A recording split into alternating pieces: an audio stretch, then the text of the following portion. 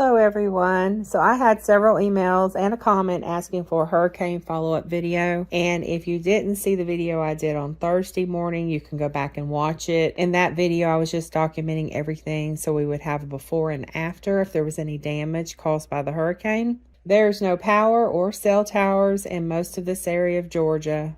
Georgia got hit pretty hard. I was unable to post a video right after the hurricane because everything is down. And this video will be in two parts. The first part is during the hurricane and then walking around the property after. The second video will be a video of footage trying to find our way to Swainsboro, trying to find a clear road to Swainsboro, I should say. Because we were trying to get close enough to a cell phone tower that would work so we could let everyone know we were okay. And then once I did find out that you could get to Swainsboro, I decided I was going home. So that video is going to be basically a drive back to Chattanooga, and there was a lot of trees down on the interstate. Okay, so this is part one, and this video is going to start off later that day. This is Thursday afternoon, and this is Abby. That's my sister's dog. And it was raining really heavy in the afternoon, and she was looking out the window, keeping an eye on things for us. Around 9:20 p.m., tornado warnings started popping up in all the areas around us, so Kim and I decided to take the dogs and go ahead and hang out in the storm shelter. And these safe sheds are supposed to be a lot safer than the mobile homes and high winds. So we decided we were just going to spend the night in this safe shed and hope that it really was a safe shed. So we were the first ones to try this thing out in a storm. And this is an 8x10 safe shed. Around 2 a.m. it started getting extremely windy and rainy. I mean, the wind was constant. Before that, it was just like wind gusts off and on. But after 2 a.m., it was like a steady wind. And by this time, the power was out. But we still had cell service, and we were texting our brother and sister-in-law who were still in the mobile home. And the cell service went down around 3 a.m., somewhere around 3. Now, I'm going to leave some of the original audio on here so you can hear what we heard. You can hear things hitting the shed from all the high wind.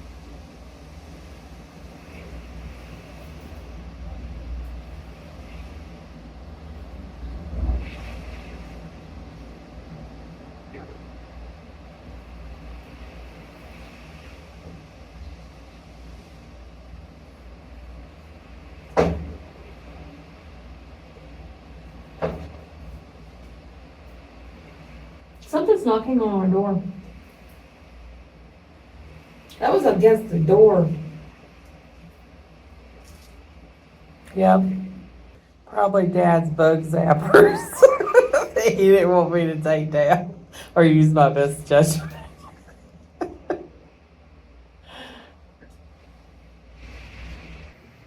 4:08 a.m. We got 2 dogs sleeping through this. It's pretty windy out there.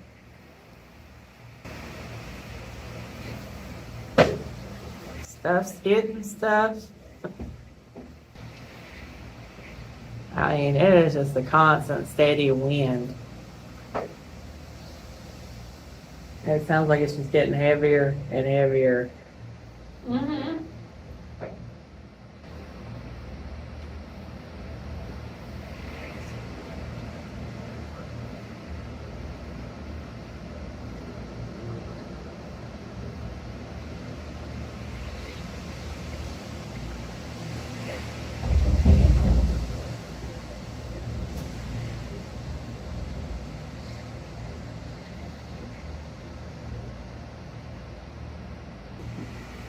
Could you imagine being in your mobile home in this?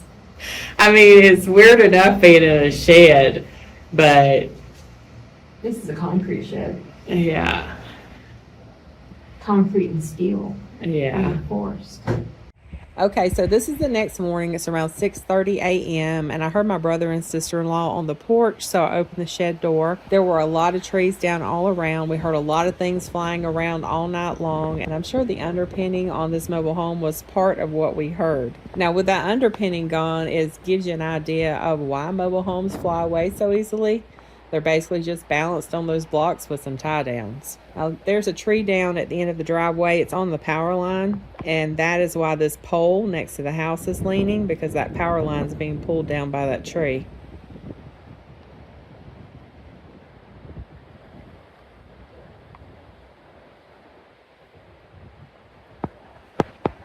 We also heard some very loud metal blowing around, and we thought it was the roof peeling off my parents' house because they have a metal roof. But the neighbor had one of those large metal shops on the front of his property. Well, it's now on the back of his property. So I'm sure that's what we heard. It just echoed over here, and that's what we heard. Although my parents' roof is leaking in the living room, so something happened to their roof up there. We just haven't gotten up there to see what it is. There are lots of trees down, which we expected to happen living in a pine forest. And we'll be able to see this better in about an hour when it's daylight.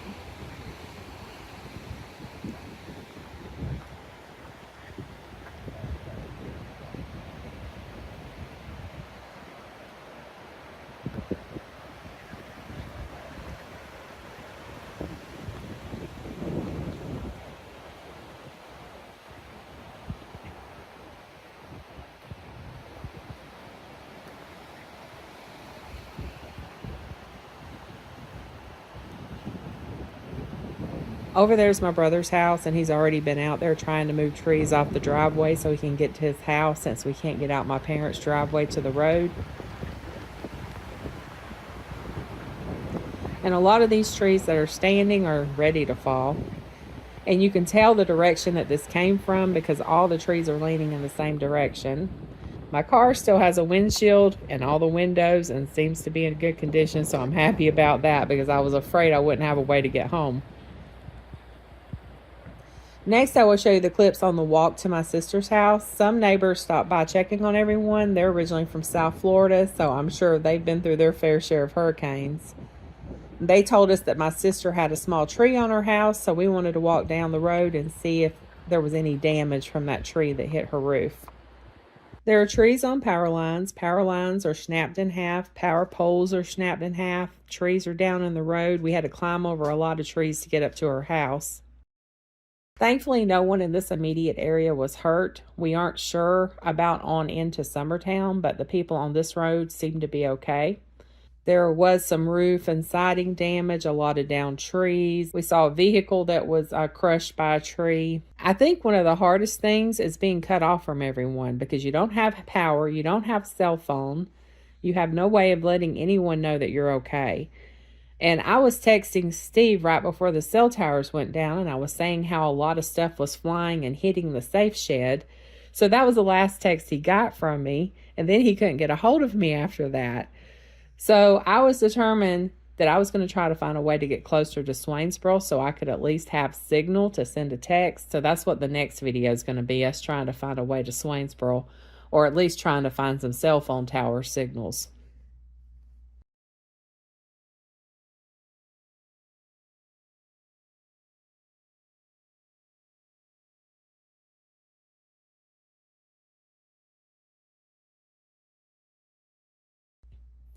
So this is a little tree that fell on my sister's house, and it did some damage to the roof. So this is going to end part 1. I will post part 2 hopefully tomorrow. I'm still recovering from the long drive home, but I will try my best to post it tomorrow. If not, it'll be sometime this week. We're not going to have any bird or cooking videos this week because I'm just going to have time to recover from all this. Now, this was a Category 1 when it hit this part of Georgia. I could not imagine being in a Category 4 like they were in Florida, because this did enough damage as a Category 1. And usually this far inland, we only see tropical storms. We never get hurricane force winds this far inland. Also, prayers are going out to everyone affected by this hurricane. Up here in Tennessee and North Carolina, the death toll keeps climbing from the floods, so it's really, really devastating. So prayers going out to everyone. So everyone is in our prayers. I'll try to do part 2 tomorrow. Thanks for watching. Y'all have a blessed day.